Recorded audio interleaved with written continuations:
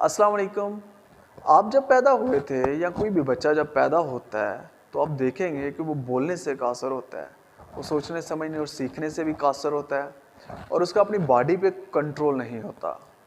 लेकिन फिर थोड़ा ही वक्त गुजरता है, हम देखते हैं कि बच्चा गर्दन संभालने लग जाता है, फिर वो बैठने लग जाता है, फिर वो चलने लग जाता है, अब वो बोलने भी लगता है और सोचने समझने और सीखने भी लग जाता है। इस दौरान ऐसा क्या हुआ है कि अब पहले वो बच्चा जो पहले कुछ नहीं कर पा रहा था, अब वही बच्चा ये चीज़ें करने लग गया। तो इसके पीछे रीज़न उसका ब्रेन है। जब बच्चा पैदा होता है तो उसका ब्रेन साइज़ में बिल्कुल छोटा होता है, इमेच्योर सा होता है। लेकिन जैसे जैसे बच्चा फिजिकली ग्रो करता है तो उसका ब्रेन भी ग्रो कर रहा होता है। अब जब ब्रेन फुल फॉर्म में आता है, यानी उसकी जो असल शक्ल है उसको इख्तियार कर लेता है, तो अब वो बच्चा सोचना समझना शुरू कर देगा। लेकिन ये जो फुल फॉर्म ऑफ ब्रेन है, ये तकरीबन 3.5 से 4 साल इसमें लग जाते हैं। अब यहाँ पे एक और पॉइंट जो आपने समझना है वो ये है कि जब ब्रेन डेवलप होता है तो उसके अंदर न्यूरॉन्स ही न्यूरॉन्स होते हैं, बिलियंस ऑफ न्यूरॉन्स, यानी खरबों के हिसाब से न्यूरॉन्स होते हैं। ये न्यूरॉन्स क्या करते हैं? न्यूरॉन्स हमें चीज़ों को याद रखने में, सीखने में मदद देते हैं। जब भी हम कोई नई चीज़ सीखते हैं तो न्यूरॉन्स का कनेक्शन बनता है, तो जिस तरह की हम चीज़ें सीखेंगे वैसे कनेक्शंस बनते जाएंगे और जितना ज़्यादा हम सीखेंगे उतने ज़्यादा कनेक्शंस बनेंगे।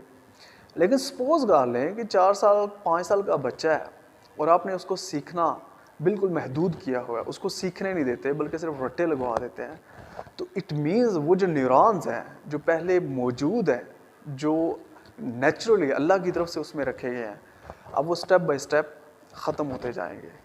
तो इस फ़लसफ़े को हम कहते हैं यूज़ इट और लूज़ इट। तो कहा यह जाता है, यानी रिसर्च ये कहती है कि मैक्सिमम 12 साल तक आप बच्चे को जिस तरह का भी टैलेंट, जिस तरह की भी लर्निंग आप उसके मुस्तकबिल में डेवलप करवाना चाहते हैं, वो 12 साल तक उसको लाजमी उससे मुतारफ़ करवा दें।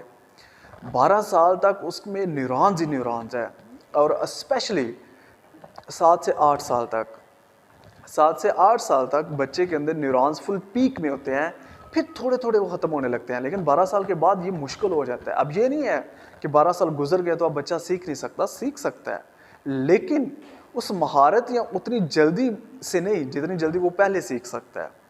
तो इसलिए ये जो फ़लसफ़ा है यूज़ इट और लूज़ इट, ये इस तरह से काम करता है कि अगर आप पहले 12 साल में बच्चे को मैक्सिमम लर्निंग करवाते हैं तो वो एक अच्छा लर्नर बनेगा, वो क्रिएटिव इंसान बनेगा, वो कॉन्फिडेंट होगा, कुछ क्रिएट करेगा, वो डल नहीं होगा, वो बोर से ज़िंदगी नहीं गुजारेगा, वो अपनी ज़िंदगी गुजारने के लिए डिफरेंट ऑप्शंस क्रिएट कर लेगा। लेकिन अगर इन सालों में आपने बच्चे को सीखने के लिए ज़्यादा डाटा या इन्वायरमेंट मुहैया नहीं किया तो उस बच्चे की जो मैक्सिमम लर्निंग कैपेसिटी है वो आस्ता आस्ता मिनिमम होती जाएगी, और फिर वो बच्चा ज़िंदगी के चैलेंजेस के आगे स्ट्रेस्ड हो जाएगा, हार मान जाएगा, वो ज़्यादा कामयाब नहीं हो सकेगा।